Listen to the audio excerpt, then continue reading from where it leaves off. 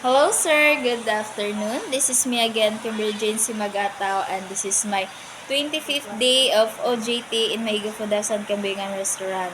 So, same as usual, everyday, gain ko alas 5, maka-out ko alauna na kapin. And today is naka-out ko sir is alas 2 na tungod sa kabisi. Busy na siya everyday, sa gunson na siya mga 3 days, 4 days siya nga busy. And then, kuan, wala namang pinagbago, marag gyapon akong ginabuhat kada adlaw, magdawat og order, mag-serve, magsukli, magsulat og resibo, and manghinlo, and karon kay gipaluto di ay ko og kuan, fish fillet.